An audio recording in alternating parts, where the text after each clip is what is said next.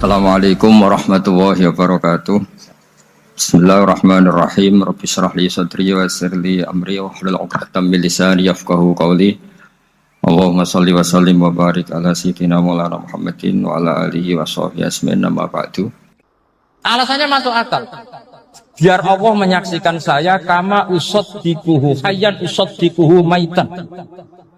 Allah biar menyaksikan saya iman kepada Nabi ketika masih hidup. Dan saya buktikan setelah mati pun, setelah meninggal pun, setelah wafat pun, iman. Jadi ternyata baisnya itu supaya orang tahu bahwa iman kita kepada Nabi itu iman yang super. Jika ketika beliau sugeng ya kita iman, setelah wafat juga kita iman. Kai usaddikuhu maitan kama usaddikuhu hayyan. Supaya saya mentasdikkan beliau setelah meninggal sebagaimana kita mentasdikkan beliau saat masih hidup. Dan ternyata Allah ridho dengan perkataan sahabat itu.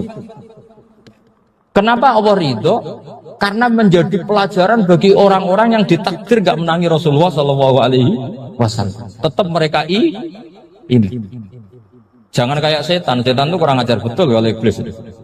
Masyhur itu, iblis itu nangis-nangis yang Nabi Musa. Iblis itu takutnya sama Allah itu luar biasa, sampean kalah. Iblis itu setiap ketemu malaikat karena dia ngerti alam gaib, mesti apa itu? Kama sali syaitani idz qala lil insani kfur falamma kafara qala inni bari'um minka inni akhafu wa rabbal alamin. Jadi setan iblis itu paling sering bilang inni akhafu wa Rabbal alamin, karena iblis itu tahu surga, tahu neraka, tahu kekuasaannya Allah. Jadi takutnya sama Allah luar biasa. Makanya setiap dia mengajarkan kekafiran, setelah orang itu kafir gimana? Inni bari'um minka, inni akhafu rabbal alamin. Saking takutnya sama Allah, suatu saat iblis ini datangi Nabi Musa. Karena tahu Nabi Musa itu kalimullah, orang yang bisa komunikasi langsung dengan Allah. Ya Musa ya kalim Allah, saya ini makhluk, saya takutnya sama Allah luar biasa. Tolong rayukan Allah supaya nerima tobat saya. Karena dirayu terus lama-lama Nabi Musa bilang, oke, tak rayukan Allah.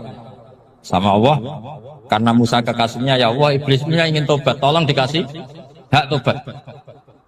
Kata Allah, oke, dia bisa tobat. Asal mau sujud di makamnya Nabi Adam. Karena kesalahannya dia gak mau sujud sama Nabi. Semenang Nabi Musa karena ada cara untuk iblis menjadi tobat. Dikasih tahu sama Nabi Musa. Alhamdulillah kamu diterima tobatnya. Syaratnya apa? Sujud ke kuburannya Nabi Adam. Wah, iblis atau aslinya terus.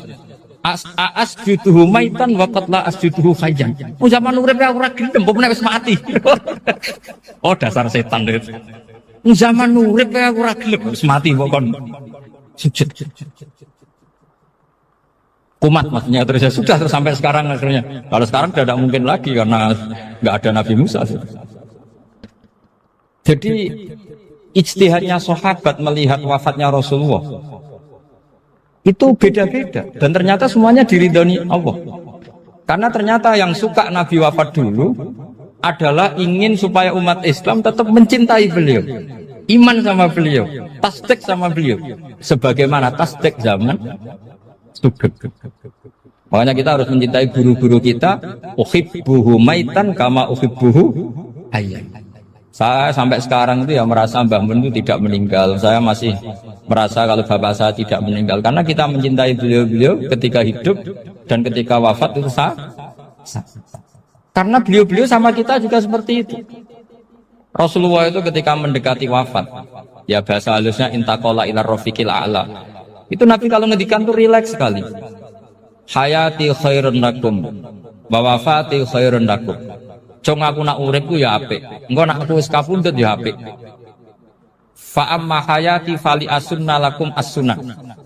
Sebagian riwayat fa innakum tuhadditsuna anni wa uhadditsu ankum. Kalau saya masih hidup, saya bisa mengajarkan kamu sunnah, mengajarkan kamu tradisi-tradisi yang benar. Dan ketika aku mati, ketika aku sudah wafat, maka saya jejer Allah, kata Nabi. Saya berdampingan dengan Allah, maksudnya dekat Allah. Tentu bila Kevin walan hisab. Terus sudah fa'inna amalakum, amal-amal kamu diperlihatkan ke saya. Berhubung saya sudah dekat Allah, kalau amal kamu baik, saya muji Allah.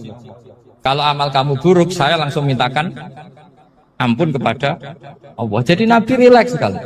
Artinya saya hidup bagus karena bisa ngajarkan kamu as-sunan wa syara'i'. Kalau saya wafat karena saya dekat Allah. Kalau kamu baik saya muji Allah, kalau kamu buruk saya mintakan ampun kepada. Guru-guru kita juga seperti itu. Justru setelah wafat beliau-beliau punya kesempatan dekat sama Allah, dekat sama al-malail a'la, sehingga mendoakan apa? Nah, terus kata Sayyid Muhammad, wala taqulu lima yuqtalu fi sabilillahi amwat. Kamu jangan pernah berkeyakinan atau berpendapat atau berkomentar kalau orang-orang yang mati fi sabilillah adalah berstatus apa? Mati, amwat. Kalah. Terus kata Sayyid Muhammad, hadza li amati syuhada. Ketentuan ini bagi umumnya syuhada. Artinya gini, umumnya syuhada saja tidak berstatus amwat. Apalagi hadza Rasulullah sayyidus syuhada, sayyidul anbiya, sayyidul mursalin, tentu tidak pernah berstatus amwat. Ya saya ulang lagi ya, jadi zaman cara berpikir amatus syuhada, syuhada yang umum saja berstatus hidup. Tidak boleh distatuskan amwat. Apalagi Rasulullah itu sayyidus syuhada, sayyidul anbiya. Maka status beliau pasti hayyun la yamut. Pasti beliau itu hidup tidak.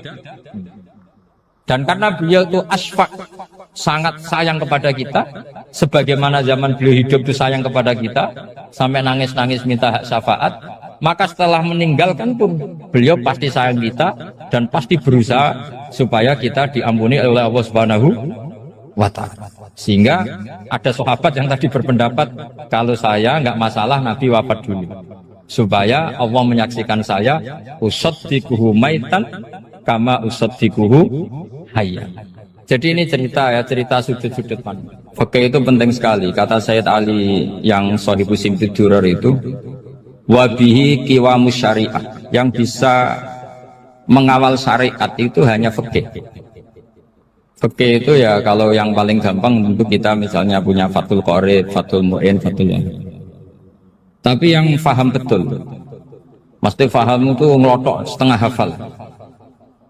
Jangan bawa kitabnya tok, sementing sekian semester terus selesai.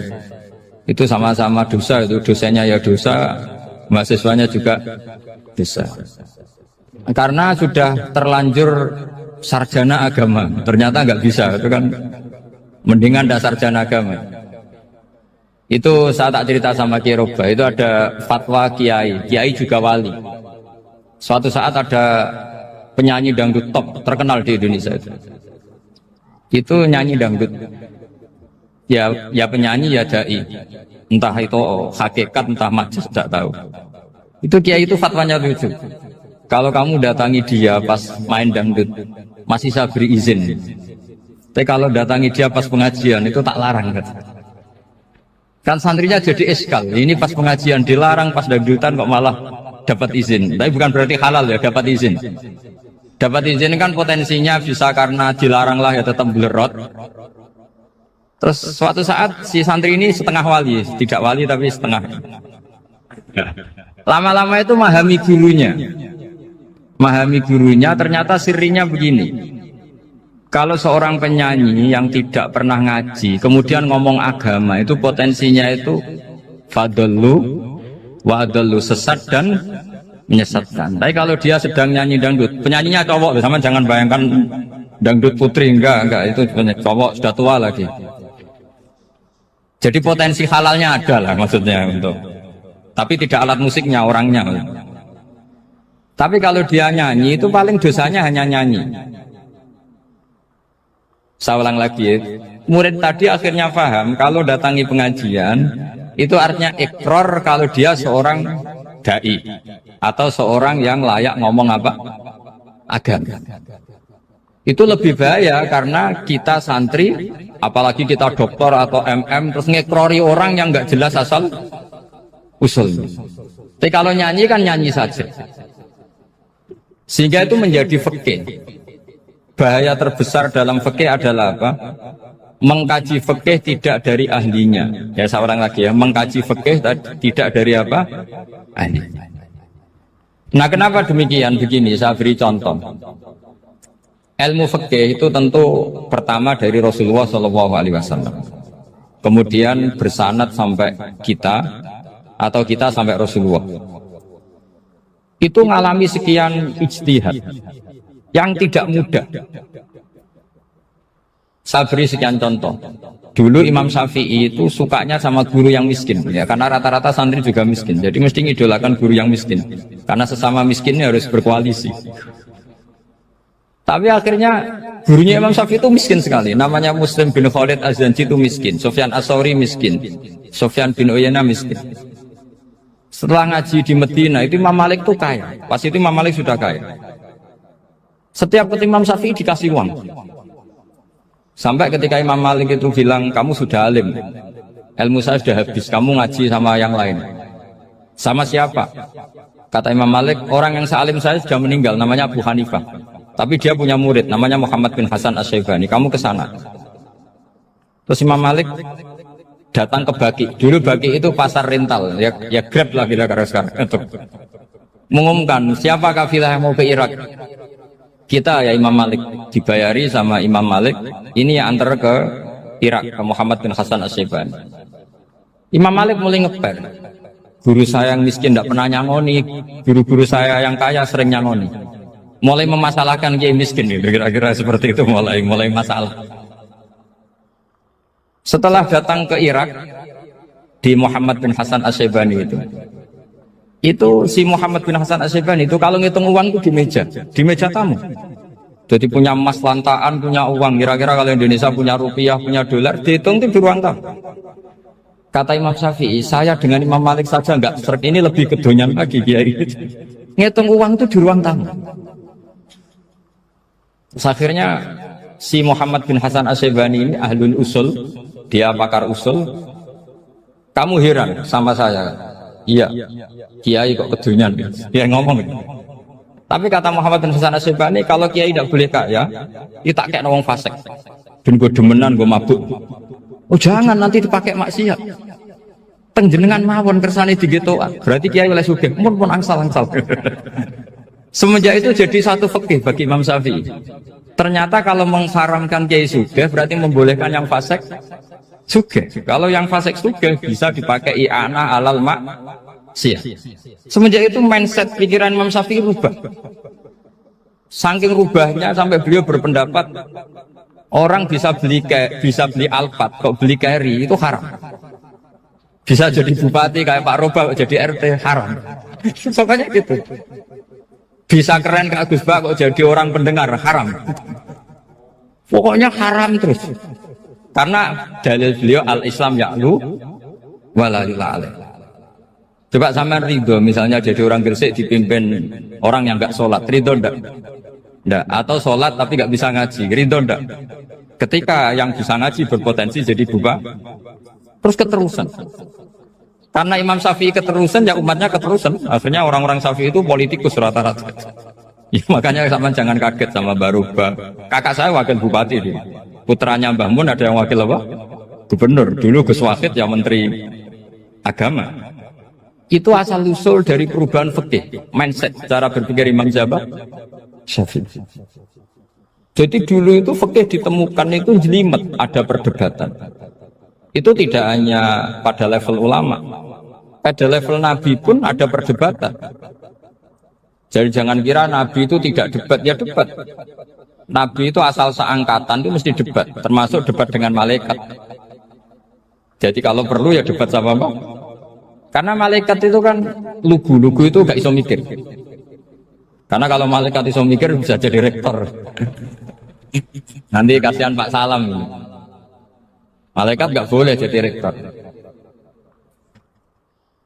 Malaikat Israel itu nggak tahu etika. Jadi beliau ketika mau mencabut nyawanya Ibrahim datang, ya Ibrahim saya ini disuruh nyabut nyawa kamu. Kata Ibrahim, wah kamu itu pasti salah. Kamu tahu saya siapa? Saya ini Khalilur Rahman, kekasih Allah. Masa kekasih membunuh yang dikasih? Ini nggak benar, logika itu nggak benar. Pasti kamu salah. Karena Israel itu tidak bisa debat. Ketika ditanya, hal ra'aita khalilan yumitu khalilah, masa kekasih membunuh yang dikasih? Saya ini Khalilur Rahman. Masa Allah mencintai saya kemudian membunuh saya? Itu logika agak benar. Tidak keliru, kamu itu keliru. Israel akhirnya terbang lagi. Ya Allah, katanya logika saya ini salah. Karena masa kekasih membunuh yang dikasih. Karena Israel nggak pernah sekolah, nggak pernah sekolah. Nggak bisa dia jawab. Akhirnya diajarin Allah. Dah kamu bilang gini ke Ibrahim. Hal ra'aita khalilan yakrahu ayyalqa khalila. Masa kekasih tidak siap ketemu yang dikasih. Dibalik logikanya. Akhirnya datang lagi ke Israel, kata Allah begini, masa jenengan kekasihnya tidak siap ketemu yang kau kasih. Oh ya oke, mati gak apa-apa. Jadi ilmu itu ngalamin perdebatan. Jadi saya datang murni karena Kiai Mas Bukin, bukan karena MC. Itu dosa besar kalau saya datang karena MC. Karena saya punya kewajiban yang lebih besar. Jadi yang bisa mengalahkan adalah agama minggu yang super besar. Karena jelas ada riwayat inna min abaril birri silatar rojuli ahla wuddi abi. Ya, inna min abaril birri silatar rojul ahla wuddi abi. Di antara kebaikan yang sangat baik adalah seseorang menyambung teman bapaknya. Padahal sampean kan nggak mungkin teman bapak saya. Teman saya aja nggak mungkin, nggak level apalagi bapak saya kan. Jadi malah mohal itu. Saya berkali-kali cerita di mana-mana cerita, fikih itu harus dievaluasi karena ini masalah furu'iyah. Saya berkali-kali cerita di mana-mana cerita. Hukum berteman orang fasik gimana? Pasti orang jawab haram karena takut ketularan orang fasik. Tapi kalau dibalik, hukumnya bina orang fasik gimana? Ya baik, umatnya Nabi bisa bina kalau berteman. Kamu bisa bina orang fasik tanpa berteman? Nggak bisa. Jadi kalau dibalik, hukum berteman orang fasik gimana? Haram. Hukumnya bina orang fasik baik, bisa bina kalau berteman. Berarti berteman orang fasik ya terus nanti pada level lapangan sih gampang. Kalau yang soleh membina yang fasik dan yang fasik ketularan yang soleh, maka ternyata kalau yang soleh ketularan fasik ya berarti ternyata buruk. Tapi kan hukum masa nunggu kenyataan kan, jadi nggak hukum. Di mana-mana hukum itu kan ada asumsi, karena ini masalah ijtihad. Nah itu yang dilakukan para ulama kita. Jadi sampean harus mengkaji fikih secara detail, karena tidak hanya kita yang khilaf. Nabi-nabi juga khilaf dalam menentukan dakwah ilallah. Wali-wali kita kayak Abdul Hasan Asyadzili sama Sayyid Abdul Al-Haddad itu juga. Imam Ghazali ya khilaf. Imam Suyuti itu kalau ketemu Al-Qastolani itu saling nggak nanya, saking nggak cocoknya, masyhur itu. Jadi ulama ora cocok.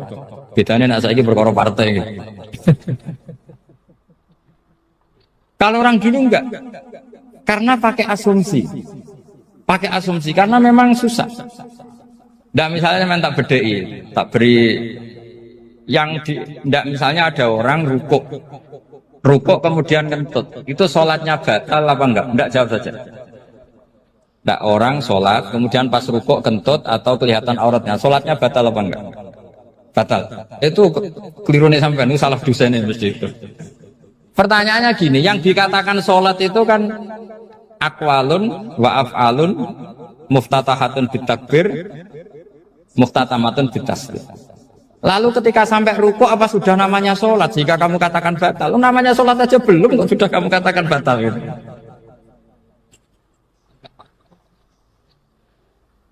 Iya kan?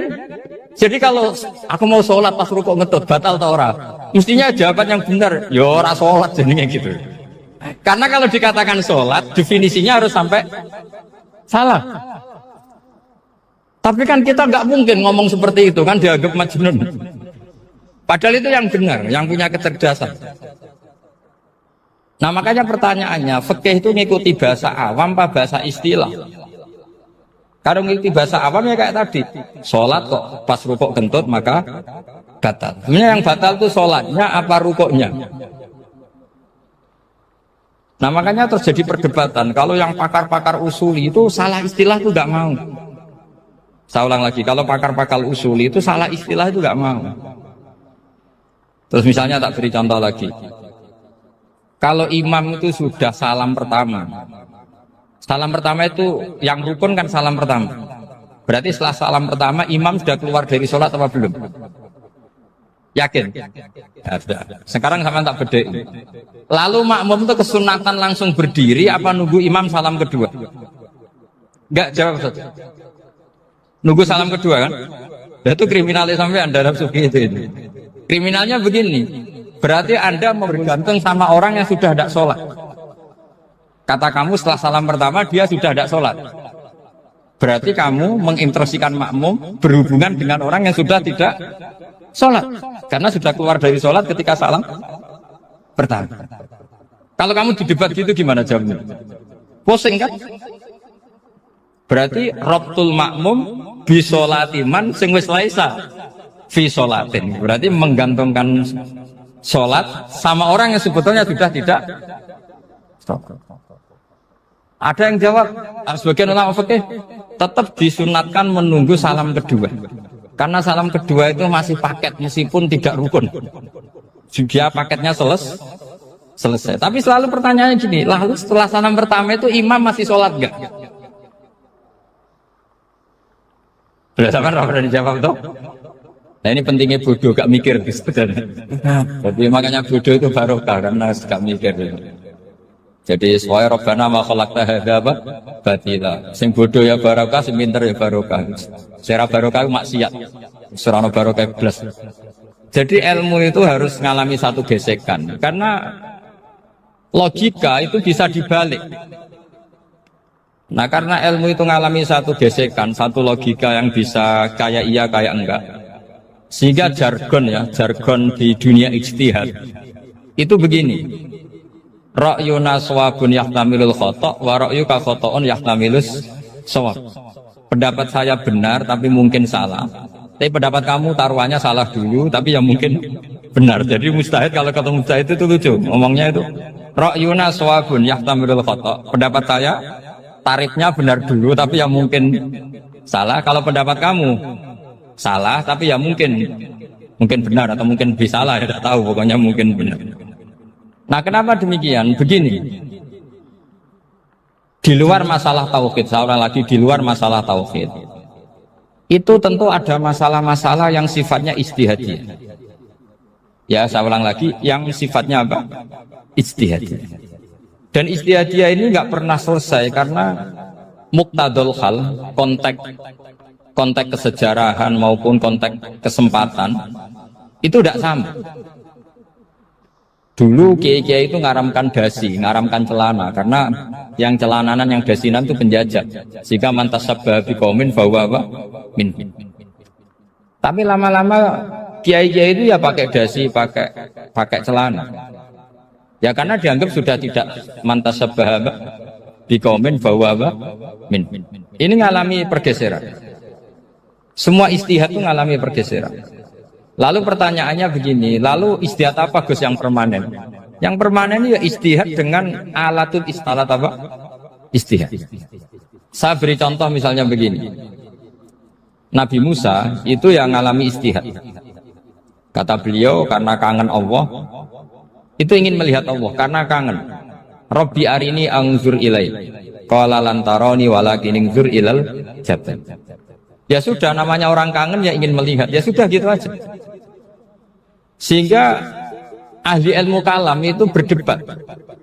Kalau kata ahli sunnah, karena Nabi Musa minta ingin melihat Allah, berarti melihat Allah itu jaiz, mungkin. Karena Nabi gak boleh bodoh meminta sesuatu yang mau hal. Maka antipatinya ahli sunnah terhadap pendapat Mu'tazilah itu antipati. Karena menurut pendapat Mu'tazilah Allah itu qadim, Allah itu laisa kamitslihi syai'un, sehingga gak bisa dilihat. Pertanyaannya adalah berarti Nabi Musa meminta sesuatu yang mau hal. Itu bodoh sekali sampai gak tahu mana mau hal, mana apa jaiz. Makanya kata Imam Ghazali, masa Nabi Musa yang Nabi gak tahu kalau melihat Allah itu mau hal, sampai minta berarti nganggap itu jaiz atau boleh. Itu cara pandang orang-orang ahli sunnah apa? Wal jamaah. Tapi tetap saja sebagian ulama itu ya balelo, yang kayak Mu'tazilah itu ya balelo. Cara berpikir pokoknya itu karena kangen, bukan karena mungkin atau tidak mungkin. Jadi nggak mungkinnya tetap tidak mungkin. Terus mereka dalil la tudrikul absar wa huwa yudrikul absar. Nah sudut pandang ini akan terus. Ada seorang wali ditanya, kalau kamu di surga ingin melihat Allah apa enggak? Jawabnya enggak. Kenapa? Kasihan Allah. Terus kenapa? Unazzihu dzalikal jamala an-nadhari misli. Saya tidak ridho Allah yang hebat, yang keren, kemudian sing delok di rumah aku wong resik. Koyok gak ngergani pangeran. Sebenarnya sing delok Allah ben golongane Nabi Muhammad, Nabi Ibrahim, kowe ora usah ngilangi keren. Maksudnya itu. Jadi ada ulama itu jadi wali kalau sholat itu karena di soft belakang. Tapi jangan ditiru. Itu kan nggak lazim ya. Lazimnya kan afdhalus sufuf itu as-saful awal. Ketika ditanya, kenapa kamu kalau sholat di belakang? Cek GR koyok wani suwan pangeran gak ngarep. Aku sungkan dadi kok urip. Kalau sampean kan karena males bukan karena sungkan. Jadi itu artinya rasa ya. Makanya nggak bisa, nggak ada ijtihad itu nggak mungkin karena perasaannya orang itu beda-beda. Itu Sayyid Abdul Al-Haddad itu kalau ngendikan masyhur, man da'a li dzalimin fil baqa faqad ahabba yusawwah fi ardi. Orang yang mendoakan orang fasik masih hidup, gak mati-mati, itu berarti suka kalau Allah dimaksiati di buminya. Wong fasik kelakuannya rak maksiat, nak mbok dongakno mari, itu berarti kamu ingin Allah didurakani terus menerus karena si fasik masih hidup. Tapi kalau Abdul Hasan As-Sadili cara ngendikan gini, kalimatnya persis. Man ahabba alla yusawwahu fi ardi faqad ahabba alla tadhhara maghfiratuh. Orang yang ingin dunia ini steril, gak ada maksiat, maka sama saja berkeinginan tidak melihat luasnya maghfirahnya Allah. Sama-sama wali besar, tapi cara pandang hubungannya dengan Allah seperti itu. Jadi mau tidak mau, ijtihad itu mau tidak mau. Makanya tidak usah dipertentangkan misalnya cara berpakaian, cara apa, yang penting sesuai aturan Islam ya sudah. Karena ini urusan rasa. Urusan apa? Rasa. Itu Syekh Hasan Basri itu sering jagongan sama Rabi'ah Adawiyah. Itu secara fikih salah. Tapi pas itu ulama fikih ditanya, kenapa Anda tidak komentar terhadap dua wali besar yang sering ketemu? Andai kan semua santri seperti itu akan saya halalkan, kata. Karena nggak mungkin punya nafsu. Sehingga fikih dulu memang masih asli. Kamu lihat di takrib misalnya, lelaki melihat perempuan itu nggak boleh kecuali sekian alasan. Termasuk boleh itu litaklim karena mengajar atau lil muamalah. Ini yang mulai masalah. Ada warung kopi, penjaganya cantik, santri-santri ngopi. Ini lil muamalah, kan kasus ini. Mau disalahkan tuh ada takbirnya. Mau dibenarkan ini jelas fasik kan, jelas fasik. Matanya sudah fasik sebelum itu ditambah itu, jadi fasiknya permanen.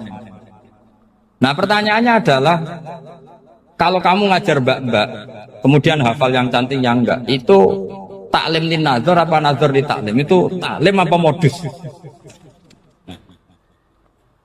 Makanya kalau ngopi cari bakul yang cantik, itu muamalah untuk nazar apa nazar untuk muamalah? Loh kalau saya ngopi dengan kiroba pasti halal. Karena begini, berjalan saja, bareng capek, nggak tahu itu warungnya siapa, terus berhenti ngopi. Kebetulan bakulnya cantik. Nah itu mungkin halal, karena kan saya nggak milih-milih. Ingin ngopi kebetulan bakulnya cantik. Kalau kamu kan nggak hafal daftarnya. Wah itu mesti haram gitu, mesti haram gitu. Karena berarti kan kamu menjadikan ngopi ini modus. Gue jagani nak takok pangeran, do kok nazar muamalah gusti muamalah. Itu mesti modus. Maka fikih itu harus dikawal oleh tasawuf. Kalau ndak, semua hukum fikih bisa diakalin. Makanya Imam Bukhari punya satu bab namanya Kitabul Khiyab. Bab mengkhilaf fikih. Beliau itu antinya sama Abu Hanifah itu luar biasa. Gak ada ulama dibenci Imam Bukhari kayak Abu Hanifah. Masyhur itu. Untungnya beliau gak menangnya Abu Hanifah. Kalau menangi geger terus, bisa bahsul masail terus. Itu Abu Hanifah itu ulama yang suka khilah. Khilah itu ngerekayasa hukum. Misalnya begini, saya ini puasa agak lemes, ujian agak lemes, apalagi kiai serapati di duit, santri beling-beling lemes ini. Apa mangan ini kan, poso-poso kok mangan kan gak keren. Supaya saya bisa makan dan halal, saya bisa ngajak kiai robai ya jalan-jalan. Jalan-jalan nyari yang jarak 2 marhalah, ya sudah. Terus bisa makan. Kalau ditanya Allah kok makan? Musafir. Jadi bolehkah insya'us safar menciptakan pergi demi untuk supaya boleh iftar? Boleh enggak jenengan? Enggak boleh, alasannya apa? Kan pergi. Perginya juga enggak maksiat. Itu khilaf. Tapi Sayyid Muhammad, Abuya Sayyid Muhammad, Muhammad bin Alawi, Sayyid Muhammad itu membela Abu Hanifah. Artinya membela jangan semua khilaf itu diharamkan. Karena itu cara, saya ulang lagi, karena itu cara untuk mengawal bahwa hukum Allah itu luas. Karena kalau nggak ada khilaf itu ya kita kesulitan. Kita kesulitan. Misalnya begini, ini penjelasannya, makanya kita harus sering mendengar. Saya itu dulu masih sangat fikih itu protes, kenapa ada puluhan polisi wanita? Itu kan pekerjaan cowok ya, pekerjaan pria. Tapi setelah mendapat penjelasan dari polisi itu alasannya masuk akal, Gus. Kadang-kadang orang nakal itu menyembunyikan narkoba itu di alat wanitanya. Itu kalau semua lelaki polisi kayak jenengan itu kan masalah itu.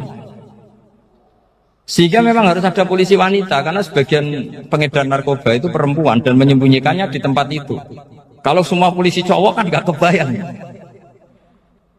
Sehingga kita akhirnya mendengar membolehkan polisi itu wanita. Ada wilayah yang harus wanita. Begitu juga ada pertanyaan, kenapa sih dokter kandungan itu cowok? Saya punya banyak santri yang muhibin saya itu dokter kandungan. Tak tanya, kamu itu kok cowok kok jadi dokter kandungan? Kan pekerjaannya seperti itu. Dia jawabnya lucu. Dari 10 yang tes jadi dokter kandungan, itu yang cewek itu lulus 2. Yang cowok lulus semua. Karena ketika cewek dites melihat ketuban pecah darah itu langsung pingsan. Sehingga yang secara psikologi dablek itu kan memang lelaki. Jadi serawongnya sewakit santes. Kadang nggak lahir-lahir cinta ini nang jopo rokokan santai.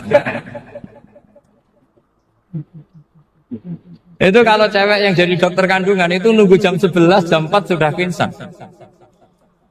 Nah ini cerita, bukan berarti saya menghalalkan, enggak. Kita harus mendengar, saya ulang lagi, kita harus apa? Dan itu setelah mendengar, itu nanti jadi disiplin ilmu, yaitu namanya fikih. Karena ilmu fikih itu sebetulnya gampang. Sampai kalau ngaji i'anah, itu kelihatan fikih itu gampang, karena ada logika yang terbangun. Misalnya begini, orang kalau tawaf itu disuruh agak jauh dari Ka'bah. Jangan sampai nginjak sadarwan. Karena sadarwan itu pondasi itu ikut Ka'bah. Kenapa begitu? Ya jenenge ra muteri Ka'bah, ide-ide Ka'bah. Jadi sebenarnya sederhana logikanya. Sing jenenge muter itu di luar itu kita muter. Nah kalau nginjak pondasinya namanya gak muteri Ka'bah tapi ide-ide Ka'bah. Ya jadi sederhana sebetulnya ya masuk akal. Jadi fikih itu tidak ada yang iskal, sebetulnya masuk akal. Tapi karena kita nekuni itu tidak serius, maka terus jadi paradok. Saya beri contoh lagi, ini sebagai penghormatan saya sama Kiai Mas Budin, karena ini sudah namanya fakih. Kalau ada ayam jago ditabrak truk, terus kejet-kejet, adekan dibiarkan pun mesti mati, karena gerakannya sudah harokatul masbuh. Terus kamu sembelih, itu halal apa enggak? Enggak jawab, ayam jago loh. Kalau kamu katakan halal, dia sudah tidak punya hayatun mustaqirah, kehidupan yang permanen. Andai kan kamu biarkan pun 1 menit lagi meninggal. Kejet-kejet kan prosedur saja. Maksudnya pantasnya mati ya, kejet-kejet sih. Tapi sebetulnya sudah pasti mati. Maka ini ada 2 ulama. Kalau kata Imam Malik, tetap namanya halal. Karena ruhnya masih di situ. Sehingga ketika kita nyembelih, ya nyembelih hewan yang hidup. Yang namanya nyembelih itu pokoknya mematikan yang punya roh. Sementara saat itu rohnya masih di situ. Meskipun 1 menit lagi pasti. Tapi kalau mazhab Syafi'i enggak, ini sudah harokatul masbuh, tidak punya hayatun mustaqir. Sehingga dalam perdebatan ulama fikih itu lucu. Kadang ya gampang-gampang Gampang-gampang mangkel non. Misalnya begini, kalau ada anak lahir tidak ada amaratul hayat, nggak nangis, nggak bernafas, sunat disolati apa enggak? Siktun itu, siktun sing layas tahilu walayas, langsung lahir langsung mati, nggak ada amaratul hayat.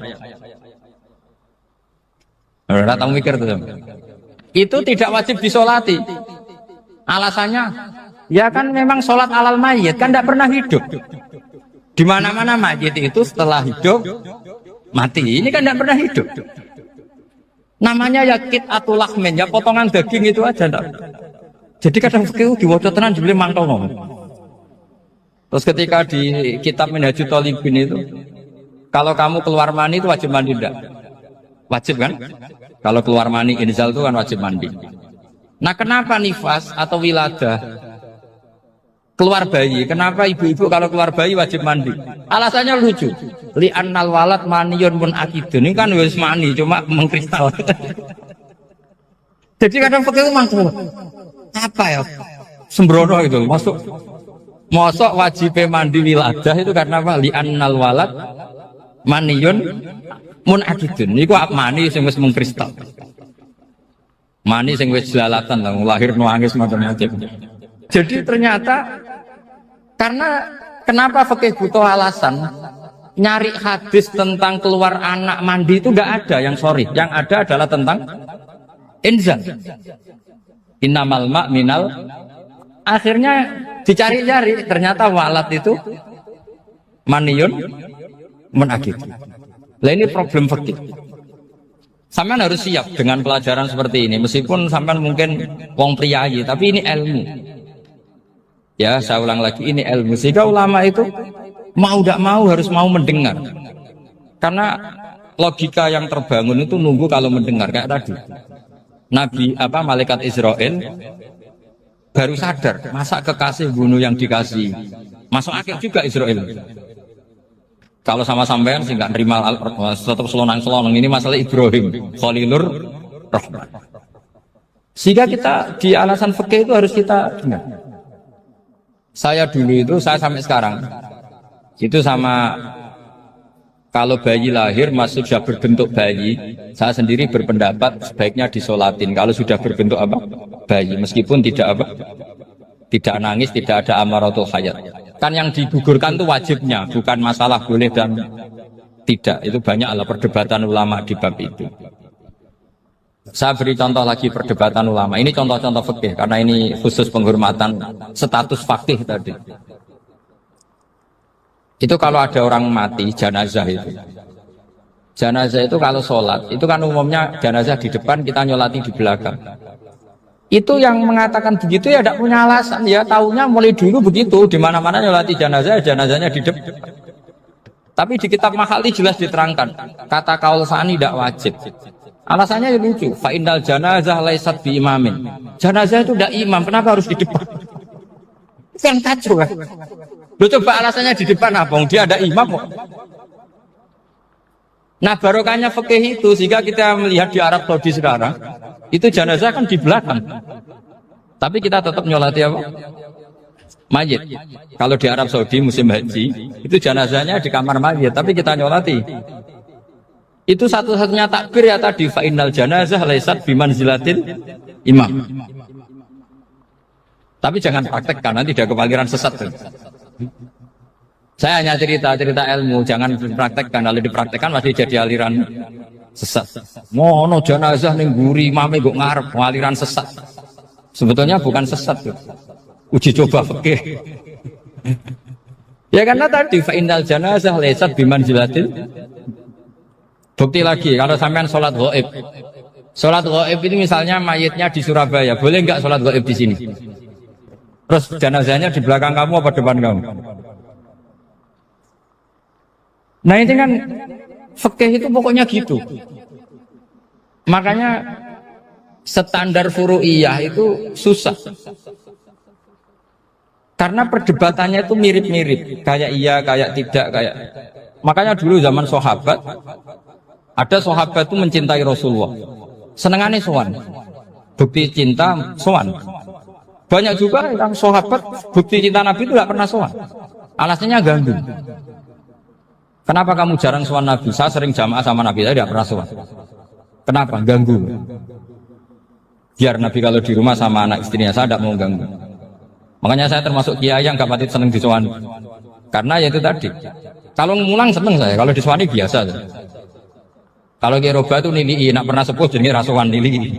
Jadi beda. Saya sering ditilii Kiai sepuh. Tapi bahasanya tentu tidak sowan, tapi nopo nilai. Kalau sowan itu maka kan nafkah itu seperti itu. Jadi ada disiplin, di situ ada disiplin ilmu. Yang kadang kita tidak cocok. Makanya Imam Syafi'i sendiri ngendikan, kadang beliau dengan gurunya, dengan Imam Malik sampai ngarang ikhtilafu Malik. Beliau punya data yang beliau itu sedang nggak sama dengan gurunya, yaitu Imam siapa? Malik. Karena mindsetnya itu beda. Tidak sampai misalnya saya tanya, sholat itu harus menghadap kemana? Tidak, jawab saja. Kiblatnya. Ukurannya apa coba? Namanya madhep. Wajah apa dada? Imam Syafi'i milihnya dada. Sekarang praktekkan dalam dialog keseharian. Saya jagungan sama Kiai Roba seperti ini, terus wajah saya begini, madhep enggak? Nah itu masalah. Terus pertanyaannya, madhep dengan dada itu fi sholat apa fil qiyam?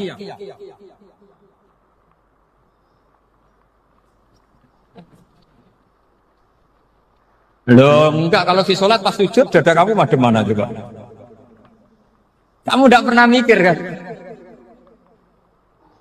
Ya madhep pakai dada itu kan kalau berdiri, kalau rukuk sama sujud.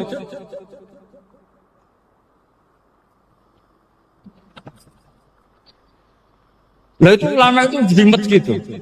Makanya jarang yang menekuni profesi ulama itu. Karena menekuni proposal banyak, karena memang susah. Jadi ulama itu orang yang cara berpikir sudah aneh. Sehingga mereka detail. Maksudnya menghadap itu apa?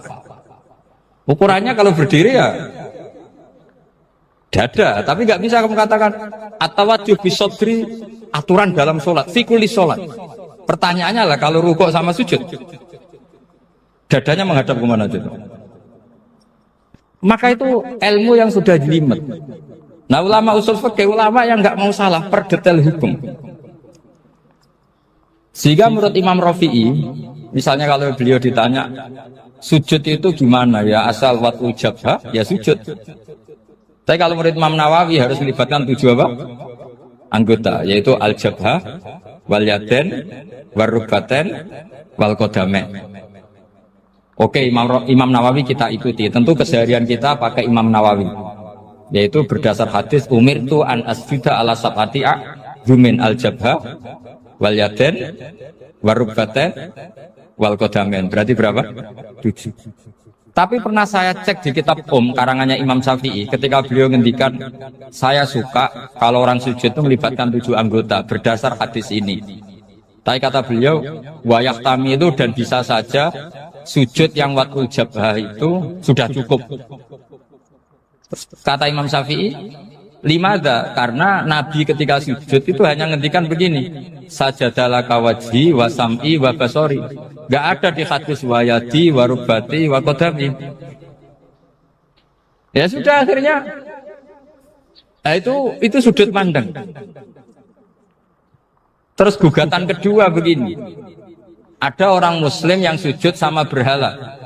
Untuk menjadi murtad itu harus 7 anggota apa cukup 4 jabah alal ardi?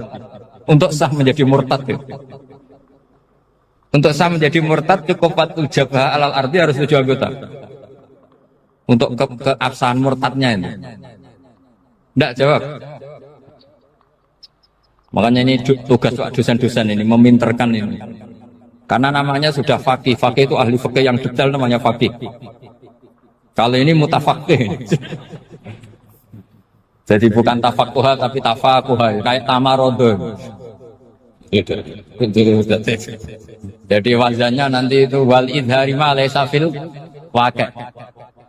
Jadi ini bukan gojlok, ini memang marah saya. Jadi kalau sudah pakai gelar fakih, harus fakih betul. Mohon kalau mengkaji fikih itu harus detail. Minimal takrib itu setengah hafal. Supaya konstruksi ilmu itu utuh. Saya sama lagi konstruksi ilmu itu Karena ilmu itu mesti ada yang apa ya? Ya rada setengah salah itu, tapi disalahno ora kena. Ndak sampean tak bedheki, nak pancen bener langsung tak angkat jadi rektor. Nak bener tuh. Coba rukun sholat pertama itu apa coba? Rukun sholat pertama. Niat. Niat sama berdiri dulu mana? Ayo niat dulu baru berdiri, apa berdiri dulu baru niat? Berarti niat sama berdiri dulu mana? Rubah kan? Artinya kita mau bilang tartib urutannya niat berdiri takbir gak bisa. Yang dikatakan niat itu apa? Qasdus syai' muqtaronan bi fi'lihi. Berarti niat sama takbir harus bareng apa urutan? Bareng. Terus dengan qiyamnya urutan apa bareng? Bareng apa urutan? Loh enggak, kalau urutan berarti takbir dulu duduk baru berdiri. Nah maka seperti ini itu mau tidak mau kita salah. Dikatakan tartibnya salah, dikatakan serentak ya salah. Cuma karena kita bodoh, gak tahu mikir itu. Alhamdulillah kan di situ. Lu coba niat sholat, niat takbir qiyam dulu man. Niat takbir qiyam dulu mana dulu? Dulu qiyam. Gak ada kitab yang mengatakan arkanus sholat awaluha. Oh, dianggap kitab kriminal mesti. Makanya ngendikan ulama-ulama di sarah-sarah, mau tidak mau sebagian istilah itu tasamuh. Tasamuh itu mesti gampang, ngono kok repot. Karena kita tidak bisa detailnya. Coba misalnya puasa. Puasa Ramadan itu wajib apa? Tabyitun niat, nginep no niat. Sing darani nginep itu umure lama apa enggak? Lama kan? Sekarang sebelum 2 menit kamu baru niat, sah apa enggak? Sah. Itu sempat nginep apa enggak 2 menit itu? Enggak sempat kan? Jadi ilmu itu makanya kata ulama-ulama, pokoknya ilmu itu mesti ono unsur tasamuh. Tasamuh itu ya tiga gampang. Apa? Tiga gampang. Misalnya Imam Syafi'i berpendapat mashu ba'dir roksi. Itu kata beliau walau sya'rotan fi hadir roksi. Meskipun satu rambut asal masih di wilayah kepala, tapi kalau rambut itu dikeliwir, dibasuh di sini nggak sah, karena sudah keluar dari batas apa? Kepala. Imam Syafi'i cara berpikir kan, yes ini jenenge basuh sirah. Tapi cara Abu Hanifah enggak, ya enggak, yang namanya megang kepala itu ya minimal 1/4. Masa gitu dikatakan Lalu ulama usul fikih itu berdebat. Sesuatu itu sesuai masodaknya. Masodak itu yasduku alaihi kadza, yaitu ini tadi saya cerita ke Ibu Khen tentang ngaji Jamul Jawame. Ini ilmu yang di Jamul Jawame.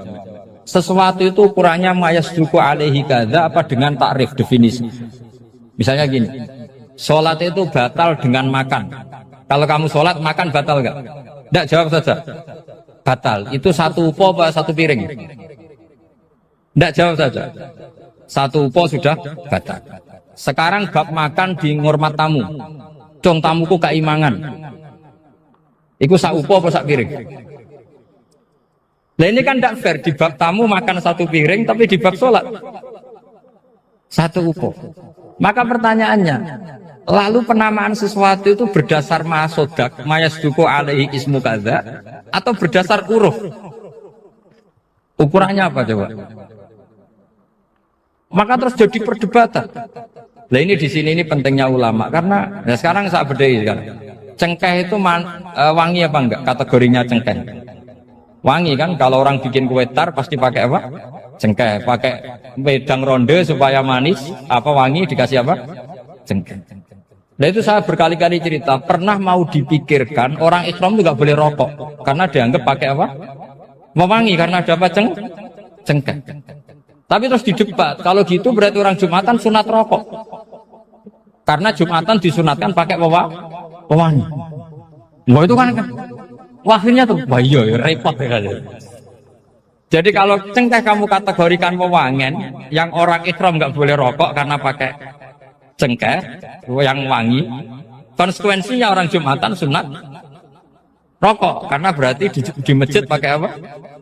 Pewangi, kan sesat semua ya jadi. Jadi itu ilmu.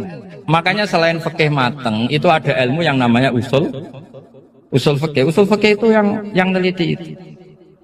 Mayas duku alaihi kaza. Jadi yus ngono iku darani ngono. Saurang lagi. Ngono iku wis darani ngono. Ora perlu roh detail. Ya, saya ulang lagi. Wis ora perlu roh detail. Makanya Abu Hanifah itu misalnya basuh wajah. Wis angger kecelok ngene iki basuh wajah. Nek Imam Syafi'i kan detail. Mimbai ini mana bitis sya'ri sampai ila somahi udunehi ila zakon. Terus mana bitis sya'ri Imam Syafi'i nambah apa? Ghaliban. Kenapa ditambah ghaliban? Karena kalau orang budak mana bitis sya'rinya di sini. Jadi itu fikih itu jelimet. Padahal kita ini nggak pernah berpikir secerdas Imam Syafi'i, tapi akhirnya ya mikir juga. Agak ditambah ghaliban, mana bitis sya'rinya orang budak kan? Sini. Terus sekarang perdebatannya, orang budak basuh Mastur Roksi di sini sah enggak? Karena tadi itu wajah apa kepala? Kan jadi bingung gitu. Ya makanya ini mukadimah saya supaya sampean lebih disiplin belajar fikih dan setidaknya didiskusikan lah kitab-kitab Minhajul Thalibin atau kitab-kitab Mahali karena di situ nanti ada perdebatan. Terus seperti keyakinan ahli sunnah wal jamaah, semua istilah salah pada Nabi atau dosa yang diterapkan istilah itu pada sinten Nabi disebut mimbabi hasanatil abror sayyatul muqarrabin, satu kesalahan yang tidak punya akibat apapun. Satu kesalahan sing tidak punya akibat apapun, sing mestine itu cara kita ini tidak salah. Berhubung Nabi sidik itu dianggap salah. Itu jadi mimbabi hasanatil abror sayyatul muqarrabin. Sesuatu yang andekan dengan ukuran abror itu kelas di bawah muqarrabin itu disebut hasanah. Tapi kalau dibanding muqarrabin itu disebut sayyi'ah. Tiga ngeten. Contoh paling gampang ya, ulama di sini nyontokno masuk akal. Kangkang tak kon milih duit 1 miliar ambek 100 juta. Terus kangkangmu milih 100 juta. Iku yo goblok tapi ora nemen. Yo salah sithik no. Nah, tapi nak dikongkon milih duit 1 miliar. Nyun sewu terus sampai pasir, sampai telo kok milih telo iku goblok nemen no. Nah istihad itu kayak gitu. Istihad itu suatu yang dua pilihan yang sama-sama masih masuk akal. Ayo, jadi sama-sama masuk akal itu mimbabi hasanatil abror sayyatul muqarrabin. Tapi nak liyane gak masuk akal itu wis pancen salah tenan, salah tenan. Hasil Nabi ku ya ditakdir salah, tapi salah itu mimbabi hasanatil abror sayyatul muqarrabin. Jadi kamane ana wong duwe sandal merek tapi milih nganggo jepit. Wong ya salah tapi nyatane cek sandalan. Yes, pokoknya afdal lebih fadil, mesti afal. Pokoknya tidak sampai fatal, apa? Tidak sampai. Tapi ukuran Nabi harus ditegur pangeran, apa? Harus ditegur pangeran. Litarhuba supaya seneng sapa ummatuka umat sira. Nambah waca mutadi ya liturhuba supaya ngekeki semangat sira ta nyenengno sira umataka umat sira mbok senengno fil jihad ing dalam gelem jihad. Jadi kita semua pasti tidak ekstremis. Seolah lagi kita semua pasti tidak ekstremis. Tapi ada momentum yang jihad itu penting. Sekamane kok saiki fatwa sopan itu untuk momentum, untuk momentum. Tapi zaman Belanda, terus kowe nyarano wong kon sopan ambek Belanda itu kebodohan, no? Masa koyo rin cerita Belanda wis penjajah diundang Ndoro, no? Diundang napa? Ndoro. Ono kebodohan, no? Tentu momentum saat itu yang baik nopo jihad nopo ngusir Belanda dari nopo Indonesia. Apalagi zaman Nabi ngadepi Abu Jahal, Abu Lahab. Terus misalnya Nabi nanamno akhlak karimah sama Abu Jahal, kan ora kebayang. Terus kangkang kon mijeti sinten Abu Jahal. Ora kebayang kan? Terus kangkang gekno kopi apa? Abu Jahal. Monggo bareng Abu Jahal metingkrang terus ngongkon. Kok neraka? Terus kangkang mau apa? Samina wa ta'ala. Iku sopan tak goblok. Nah, jadi kabeh ono momentum itu. Dia juga orang liberal. Islam itu jihad, Islam itu pedang, Islam itu saif, Islam itu radikal orang ono momentum. Zaman Belanda jajah kita ya, tentu kita jihad, Ya jihad. Sausé damai ya Kangkang kadang dukung tim Belanda no. Wong dunyane wis napa? Damai. Dhisik Jepang itu penjajah no. Saiki Kangkang agak di motor Jepang ya ngeluh no. Nah, kabeh iku momentum napa? Momentum. Nah iku jenenge kabeh iku muqtadul hal. Nggih kabeh iku muqtadul hal. Jadi melane al-hukmu yaduru ma'ilatihi wujudan wa adaman. Wa al-hukmu yaduru ma'ilatihi wujudan. Kaya calon mertuamu nganggep kowe saiki prospek. Bareng didelok kok ngentekno donya dianggap problem. Jadi tahu di statusno prospek, saiki di statusno problem. Utawa waliah. Pertama dianggap mantu sing nggo musibah. Jebule karir apik. Nah, berarti sangka problem jadi berkah. Utawa zigzag kadang problem. Kadang problem, kadang berkah, kadang problem, kadang berkah. Itu jenenge mantu varian no. Tapi apapun itu kabeh hukum itu ana muqtadal hal. Nabi yo pernah damai mbek wong kafir, nggih nate perang, nggih nate damai lagi. Kabeh iku muqtadal hal. Sebab apa al-hukmu ya duru ma'ilatihi wujudan wa adaman. Jadi al-hukmu te hukum ya duru itu berputar apa hukum ma'ilatihi sertane alasane hukum wujudan baik zaman wujude atau adam atau zaman ora anane. Di Allah beberapa kali nyarano kudu damai wong kafir karena jenis yang suka damai disebut kafir dhimmi, kafir muahad, kafir musta'man. Kayak kafir-kafir Indonesia itu kafir damai. Nah ada momentum di mana kita ini diperangi, ya, berarti kafirnya harbi, melebuni qatilul ladina yuqatilunakum. Ya kowe kudu merangi wong sing merangi. Masuk zaman Jepang reneng jajah kowe monggo nak ngersakno mateni mbok kula. Anu ya goblok no. Masa ana akhlak karimah ganggu Abu Jahal wae untuk supaya apa gak kopi sinten? Abu Jahal ada lu mijeti Abu Jahal. Lucu to wae. Bareng dikongkon menapa sam'an wa ta'atan. Napa sam'an? Takok kok bar mijiti Abu Jahal, madosi berkah. Kacau gak? Kacau. Jadi kabeh ku ono naife ketika momentumnya kelewat ku ono naife. Nabi nate damai lami, nate perang lami, nate setengah damai, setengah perang kabeh ku pokoke muqtadul hal napa? Muqtadul hal. Dadi wa utawi ikilah dambun kok Nabi diistilahno salah padahal hakikatnya Nabi mboten nate salah maksum iku ma'awalun den takwil li ismatil anbiya krana kajagane para nabi alaihi wassalatu wassalam. Jadi Nabi ketika ada istilah salah itu harus kita takwil karena Nabi berstatus maksum meskipun ana istilah sangka Allah disebut min dambika napa tapi tetap kita takwil, nama kita takwil. Ya sekamane wae. Barang sepele lah, nak pancen salah ya koyo dianggap salah. Ya wae misale ana wong dikei dhuwit 1 juta, ambek 950.000. Kok milih 900.000 ya terus koyo salah, no? Mergo bandingan ya 1 juta. Meskipun tidak punya akibat apa-apa, napa mboten gadah akibat. Nah, kira-kira salah Nabi itu mirip-mirip seperti itu.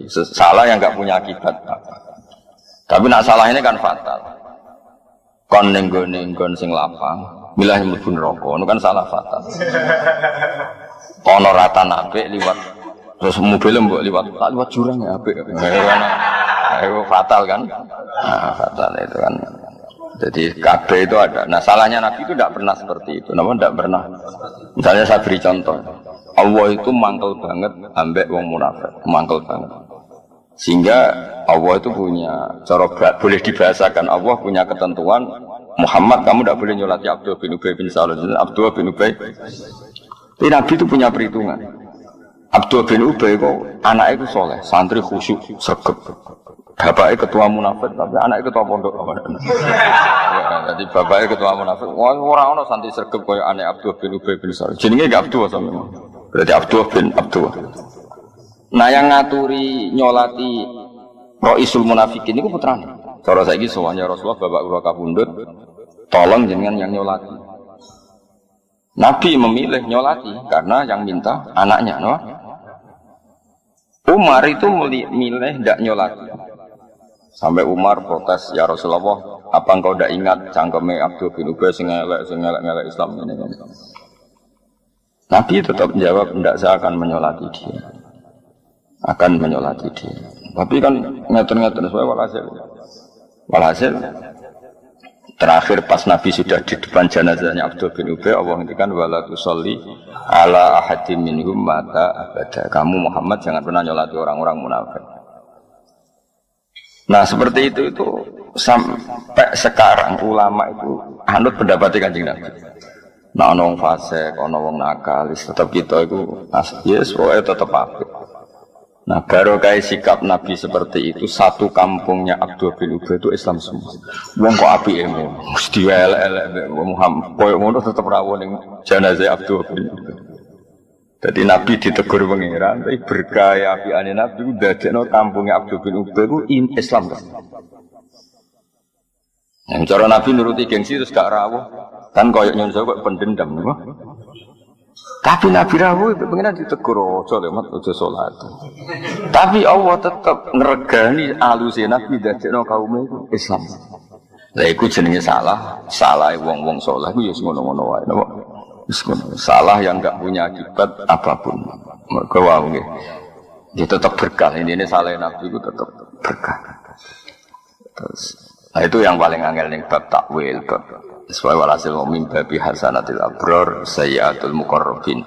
Sesuatu sing cara kelas kita tetap itu baik, tapi kanggo Nabi cara jauh gak pantas, no? Baik gak pantas.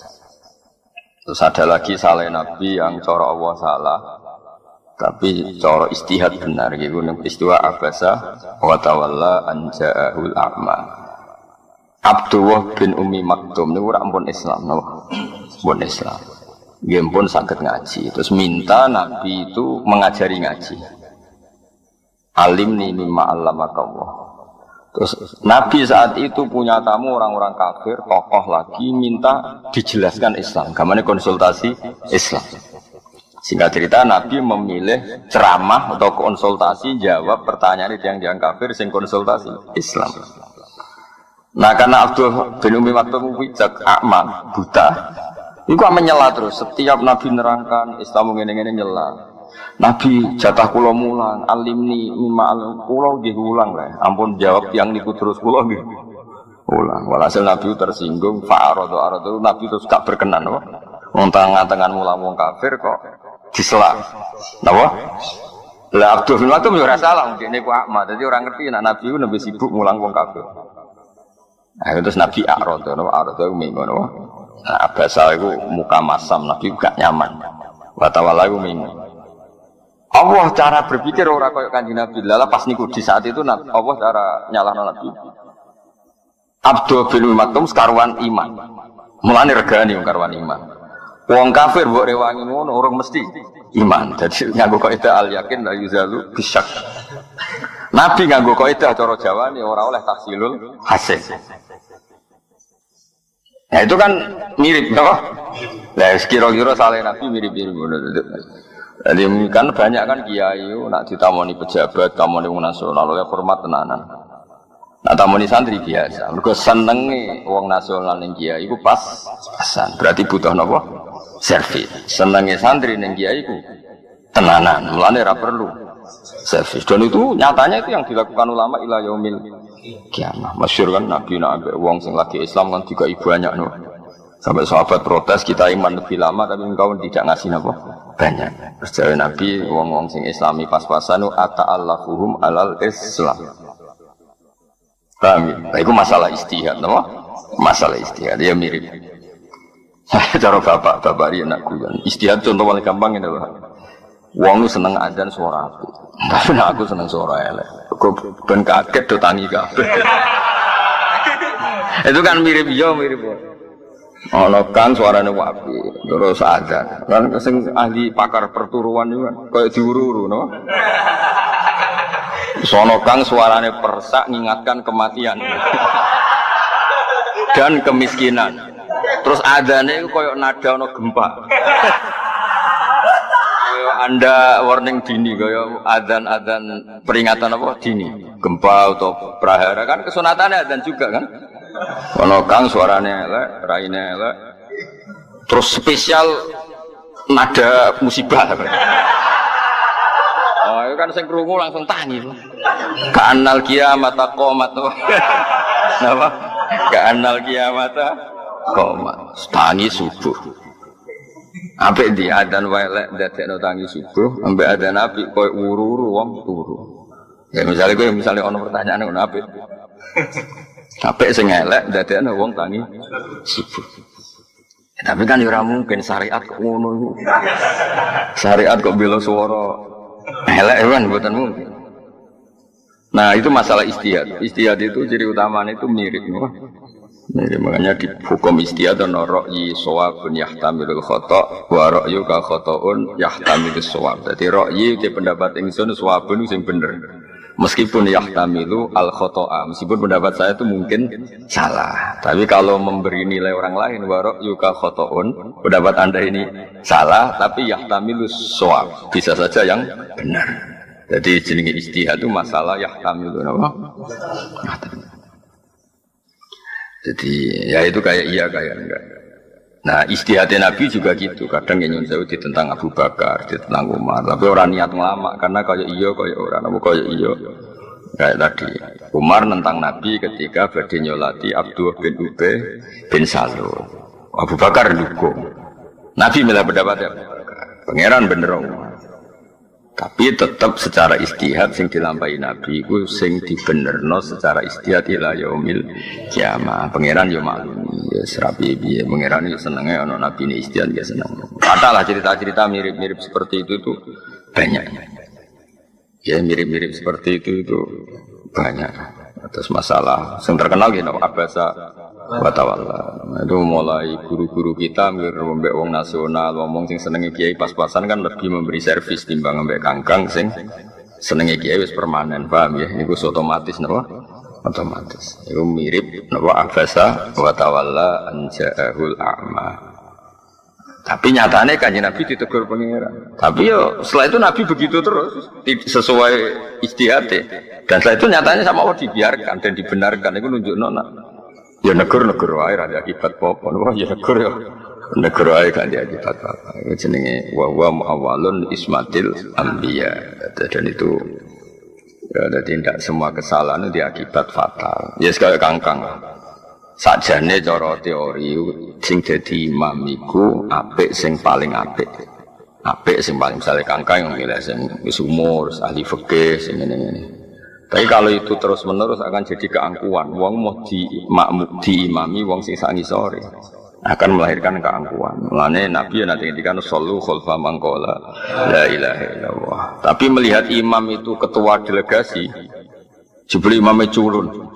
Ketua supir panglima kok culun kan ya lucu. Nah delok ngono imam harus sempurna no.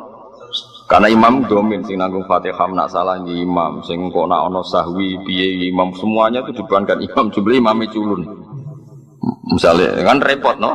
Nak delok iku nggih repot. Tapi nak delok ben ora angkuh no. Sae imam sak kecekele iku sae. Nyatane Abdul bin Umar nate makmum Hajjat bin Yusuf, gendo-gendone wong Hajjat bin Yusuf. Berapa tragedi perang sing gara-gara Hajjat bin Yusuf orang biadab betul Hajjat. Tapi Abdul bin Umar nate makmum Hajjat. Wis diceritakno Imam Syafi'i. Makanya terus ono ijtihad.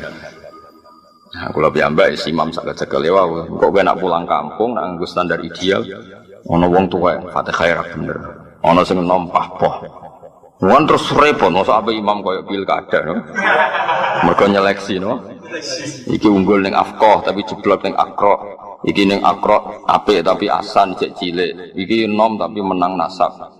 Iki menang nasab tapi kalah akra kan terus seleksi kan panjang no? Kalau itu dituruti kan. Nah itu jenis masalah istihad, no? Masalah no? Ra'yi shawabun yahtamilul khata' wa ra'yu ka khata'un yahtamilul shawab. Tentu setelah kita istihad tuh memberi nilai kita ini yang benar karena kita kadung milih kan harus ra'yi shawabun.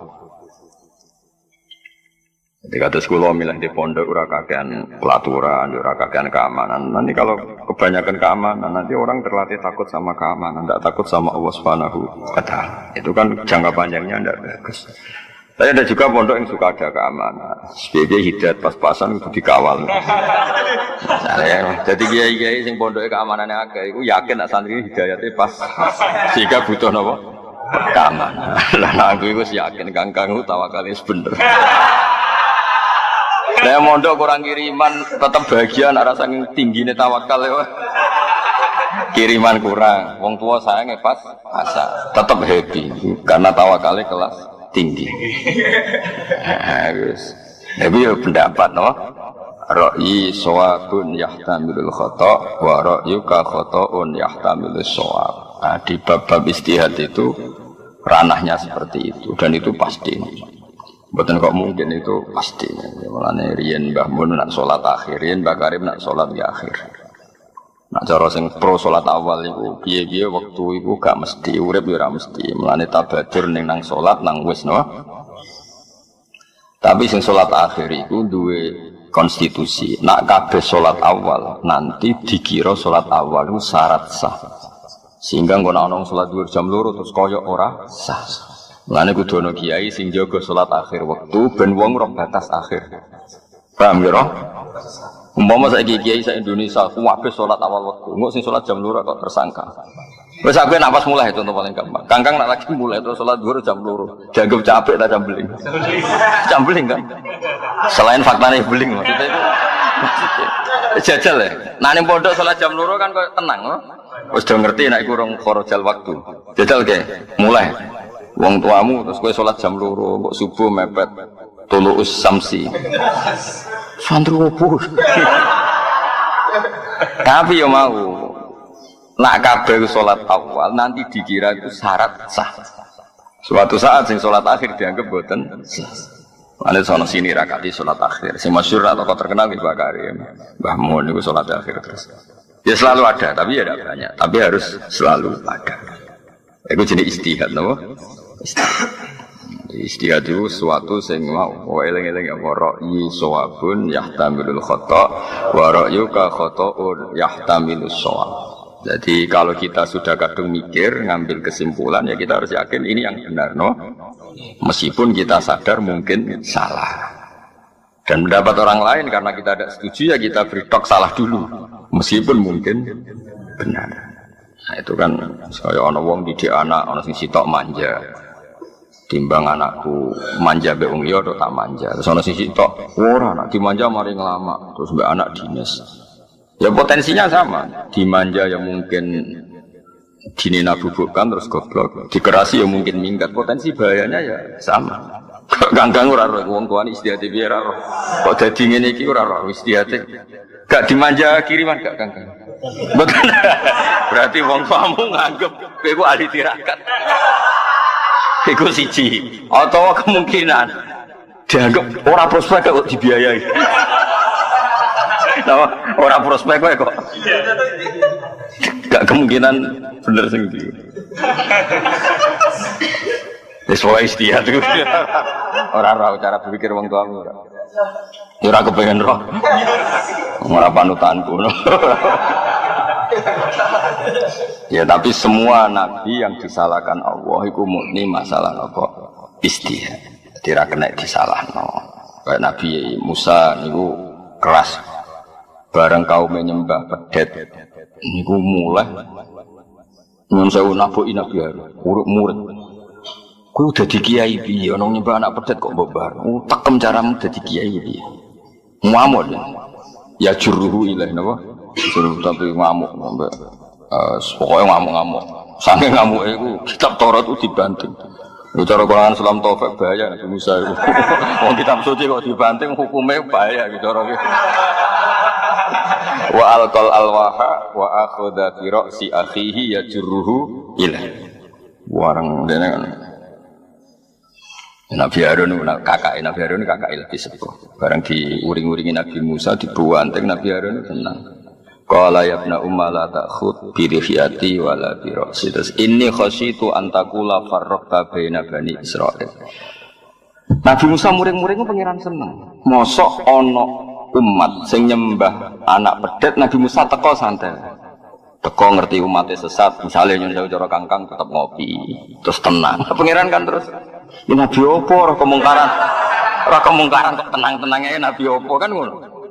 Mulane Nabi Musa dipuji pangeran walam maroja Musa ila qaumi ghadbana marah besar kan ya ora lucu misalnya mulai umatnya nyembah pedet terus Nabi Musa teko tenang. Dikabari ini bedo nyembah pedet tenang, tetap ngopi, sarapan tenang. Kan ya lucu Nabi. Tapi bareng muring-muring nyalahno Nabi Harun, pangeran ya tersinggung ya nyalahno. Isam kok muring-muring. Wong sing ngongkon kowe uzlah 40 dina iku sok. Nganti do nyembah anak pedet kok tinggal uzlah. Akhirnya seneng ae.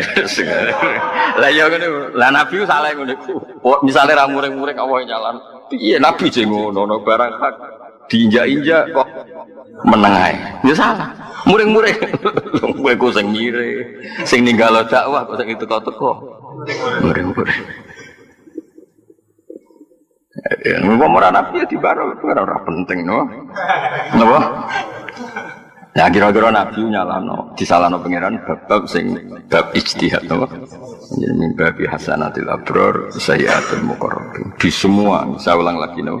Di semua perilaku Nabi nak cara lahir dianggap salah niku muawwalun napa? Muawwal ditakwil mergo ismatil anbiya. Mergo kabeh nabi iku maksum. Ya maksum itu ya sudah maksum. Paham kabeh di semua. Karena Nabi Ibrahim nanti njalukno sepuro bapake, padahal bapake cara lahir itu kafir. Ya disalahno mbek pengiran. Wong kafir mbok njalukno sepuro. Tapi kok misalnya Nabi Ibrahim kok mangkat mbek bapake ku ajarane sapa? Wong kok ambek wong tuane kok ngono. Ya sing pengiran ngono. Pengiran hobine ora ambek nabine ngono iku.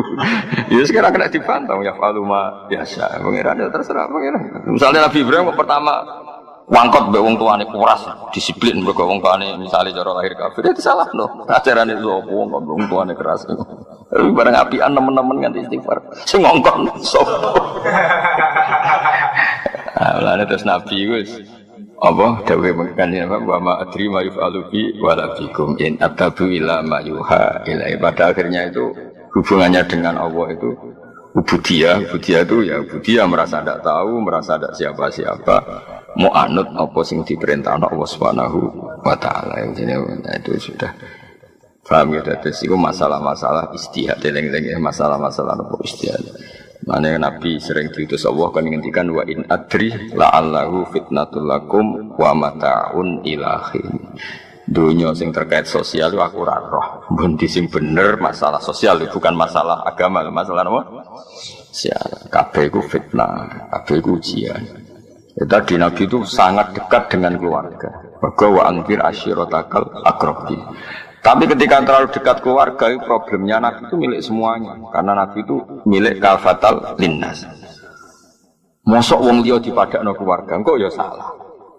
Prioritasno keluarga kok ya salah. Wong Nabi ne wong akeh kok prioritasno keluarga. Tapi kok misalnya wong liya padha mbek keluarga, piye keluarga mbek wong liya kok padha?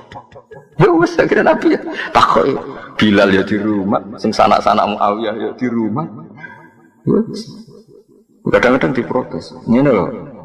Yen nek dadi nabi ku nek ana acara iku keluarga kok ngarep. Wong liya kok guri. Ora oleh mbek pengiran. Tapi kok wong liya kok ngarep mesti ora oleh mbek pengiran. Iku sapa? Dadi itu pokoke pengiran ngono. Itu tak kena diterang pokoke ngono. Tapi itu tadi tidak ada salah yang fatal, ya. Tidak ada salah yang kabeh itu masalah ijtihad. Napa? Masalah ijtihad. Terus Nabi badhe nyolati Abdullah bin Ubay bin Salul. Nabi disalahno pangeran. Tapi barokah ijtihad Nabi itu dinut para wali ila yaumil qiyamah. Kata kan nyon sewu bocah-bocah sing mati oplosan, kiai-kiai do rawuh nyolati. Mergo ibuke dari majelis taklim, anake geng lah iku ibuke melok majelis ya ngregani ibuke, napa ngregani ibuke. Padha Nabi rawuh ning Abdul bin Ubay bin Salul ngregani anake. Paham ya? Niku tengene sarah-sarah hadis, para syurahul hadis dan sampai wakila aslama bimaji ila Abdullah bin Ubay alfu baitin min qaum. Sampai gara-gara saine Nabi niku 1000 rumah niku Islam. Sing dhisik iku mantan wong munafik kabeh. Genge Abdul bin Ubay. Dadi bareng Nabi rawuh kebangetan jen pemimpin kita. Wong kok wangkot sik ngono. Sing digedhingi wong kok apike ngono kok. Mergo rawuh napa? Rawuh. Akhirnya Nabi Abdul bin Ubay kebangetan ketuane kita. Wong kok elek. Sing digedhingi wong kok apike ngono. Ya cara Nabi rawuh kan menjustifikasi mereka. Dan Muhammad pendendam. Kan panjang malah no. Mana kangkang, benar digedingi masyarakat ya tenang, santai, no, santai. Diusir mertua lagi masalah. Kan masalahnya numpang, no? Gedingi tonggo tenang ya. Kan gak sing mbok nggoni, no? Nak sing gedeng sing nggoni, lah iku lagi masalah. Eling-eling apa? Wa huwa mu'awwalun di ismatil anbiya alaihi wassalatu bidalil lan dalil al-aqli kang masuk akal al-qata' kang memastikan al-qata' kang mesti. Wow. Kenapa ada dalil akli yang pasti bahwa Nabi enggak boleh salah? Karena kita semua disuruh ikut Nabi. Ya, kita semua disuruh ikut Nabi. Kalau Nabi salah berarti kita disuruh ikut salah. Padahal enggak mungkin Allah memerintahkan kesalahan. Paham ya? Logikanya jadi kita semua diutus ikut Nabi. Kalau faktanya Nabi salah berarti kita disuruh ikut salah. Padahal Allah tidak mungkin memerintahkan kesalahan. Maka kesalahannya Nabi itu mimbabi hasanatil abdor sayyatul muqarrab. Ini pun harus jisi. Nabi itu ada kepastian secara dalil akal selamat minad dunub sing boro-boro dosa. Dosa tidak salah Nabi karena wow masalah nopo istihadiyah nopo masalah istihadiyah walamu telam lam sini goni liyaghfira lakawah kan tadi ada lam liyaghfira lakawah walamu telam lam liyaghfira iku lil ilati krana ilat al ghaiyati kang bangsa tutup famat khuluha mongko utawi sing dileboni lam iku musabbabun iku mo sesuatu sing akibat la sababun ora kok dadi sebab. Nah, itu masalah-masalah mantek. Jadi ini Muhammad kita tak paringi menang. Ben Allah nyepuro kowe. Maksudnya akibatnya menang itu di sepuro. Orang kok di sepuro itu sebab. Maksudnya ngeten ya. Ini kangkang sing biasa melarat, biasa lemah itu kudu belajar niki. Ada hal-hal yang kamu lemah itu musibah, salah. Misalnya orang Islam kiri kabeh terus buruhnya Cina, misalnya buruhnya non Muslim. Gara-gara kiri lemah jadi buruh. Mereka berang larang kita sholat. Ya, nak sholat dipecat. Saya ulang lagi ya. Kangkang sing melarat, kudu tobat lah. Maksudnya ya jangan teman-teman melarat. Biaya itu tidak semuanya melarat lemah itu baik. Ya saya ulang lagi. Tidak semuanya melarat lemah itu baik. Misalnya gini. Misalnya orang Islam itu lemah melarat, lemah. SDM rendah, terus jadi buruh, jadi apa? Terus bosnya melarang sholat. Kalau sholat dipecat, kita kalah enggak? Kalah kan? Terus negara dikelola orang non Muslim yang jahat sama Islam. Masjid dianggap ilegal, kriminal, ibadah dianggap kriminal. Problem enggak? Lemah itu problem, no? Ka'bah juga gitu. Ketika Nabi masih lemah, itu di seputar Ka'bah itu ada berhala 360 jumlahnya. Ketua gengnya yang mimpin Abu Jahal. Semua ritual tentang kemusyrikan. Sekarang Ka'bah menjadi steril dari kemusyrikan. Barokah Nabi tawaduk, barokah Nabi menang. Menang. Nah, di sini itu menang itu penting, no? Dan di antara sebab ghufrane Allah itu mergo Nabi itu menang. Karena ada hal-hal yang nggak bisa diselesaikan dengan kalah, harus dengan menang. Mana kangkang rasa dewa no ini miskinan wa amin fakot kunta miskinan no dari rasa dongo fakot kunta miskinan jadi malaikat malah kaget ini miskinan wes ngono mat jawabnya ya jadi eling-eling maksudnya kangkang kalau suwon sing melarat sing tawadhu yo aja nikmati teman-teman ya dinikmati aja suatu saat kowe kudu mulai kowe posisi menang mau kapan namanya mati ora apa-apa penting tahu menang karena baru kayak menang kamu bisa mewarnai kampung kamu tapi nek kalah ndak kan ya saya ulang lagi ketika Ka'bah diatur sedemikian rupa bebas berhala bebas kemusyrikan itu baru kayak Nabi menang baru kayak Nabi tawadhu menang sehingga kabeh Nabi kudu tahu menang inna fatahna laka fatham tapi menangin Nabi karena beliau figur yang sempurna yo menang yo tawadhu itu ideal apa? Tapi kan pernah ada periode bahwa tawadhu itu nyuwun sewu tidak menyelesaikan masalah paham ya? Makanya kudu inna fatahna misalnya kita tawadhu tok bojomu loro wong tuamu loro mau munamuni matur nuwun mbek nyumbang kan yo repot dan aku juga ndak biro ibu 1 juta gak masalah sebulan gak masalah dodol sawah dhewe sebulan dibiayai betulnya mbokmu dhewe ya jadi hebatnya pengiran jadi menang itu juga sababul ghufran apa menang itu juga sababul ghufran karena barokah menang itu kita bisa semuanya kan katakan bos-bos juga di Jakarta malah nyaratno kudu ono jamaah no. Pabriknya dikasih masjid, malah syaratnya itu ono jamaah, berarti darah ono sholat ono jamaah. Ya jadi menang itu penting. Tapi ya nak sing ditakdiri cek rong menang ya aja maksa menang semua cok hise. Ngontali gotri ben jado kowe jenenge memaksakan kok. Maksakan. Malah mandek operasi kok. Malah panjang kok.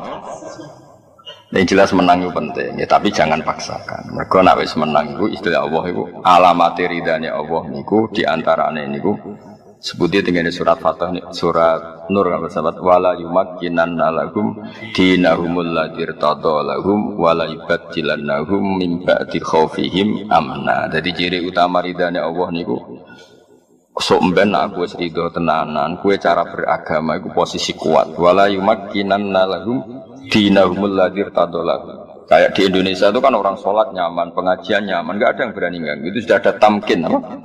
Ada kekokohan. Tamkin itu kokoh, nama. Mulane tanwin darane mutamakin amkan. Kalau ada isim kok nerima tanwin, itu mutamakin amkan. Dia isim yang solid. Karena ciri utama isim itu adalah nerima tanwin, dan dia masih menerima tanwin. Berarti keisimannya sempurna, nama. Beda dengan isim yang ghairu munsorif, itu mutamakin ghairu amkan. Isimnya enggak jelas. Ciri utama isim nopo tanwin kok dia ini mau nopo uang masalah. Nanti ada nih baru munsor, rodok-rodok ora bener munsor itu. Nah, di antara ciri ridane Allah wala yumakkinanna lahum dinahumul ladzi irtada lahum. Jadi agama itu dikasih kokoh. Wong ngaji nyaman, wong salat nyaman, wong dakwah nyaman. Intinya itu yang menang itu dua sisi sing dadekno di sepurane Allah. Mergo dadekno kemenangane agamane Allah Subhanahu.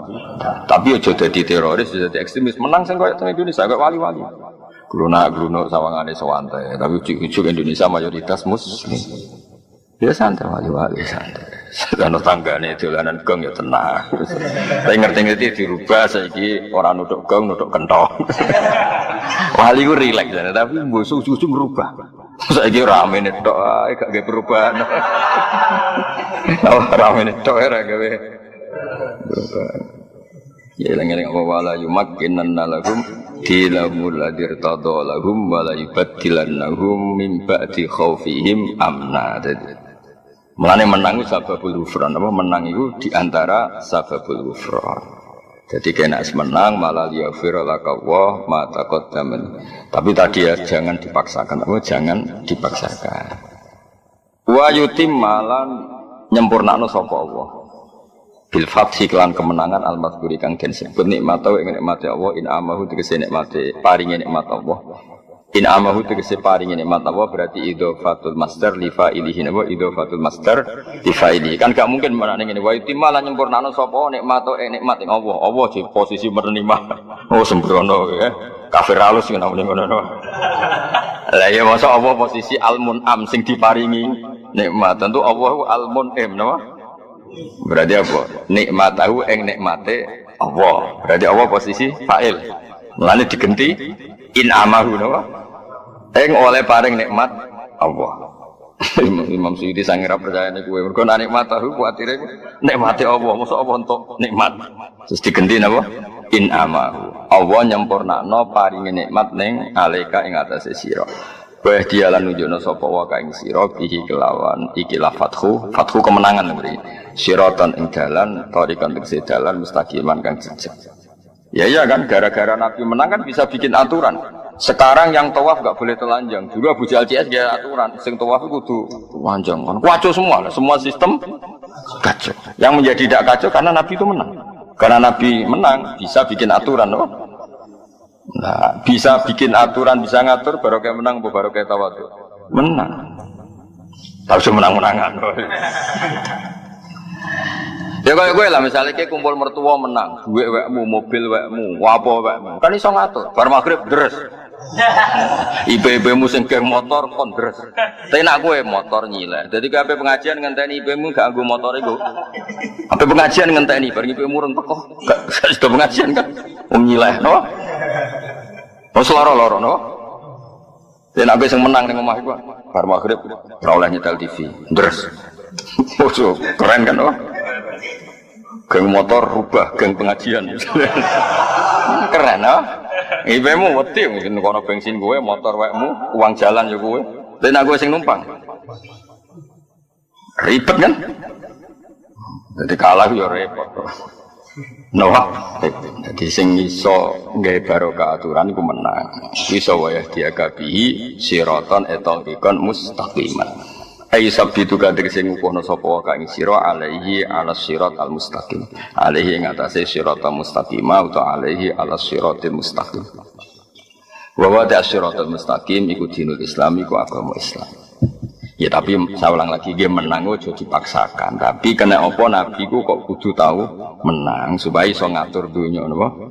Tapi nak kalah terus kan mboten saged ngatur. Mulane kabeh nabi ya tahu kalah tapi akhirnya mesti menang. Wa nuridu an namunna 'alal ladzina sutifu fil ardi wa naj'alahum a'immah. Jadi orang-orang yang pernah dilemahkan itu suatu saat tetap wa naj'alahum a'immah, tetap suatu saat tak dadekno pemimpin. Mergo barokah wong saleh mimpin iku aturan sesuai sing dikersakno Allah Subhanahu. Terus Indonesia setiap alun-alun mesti ono masjid, masjidnya nggih bersih, paham nggih, jamaah nggih tertib. Iku barokah menang. Napa barokah? Mbok menang lewat mayoritas, mbok lewat apa, pokoknya menang.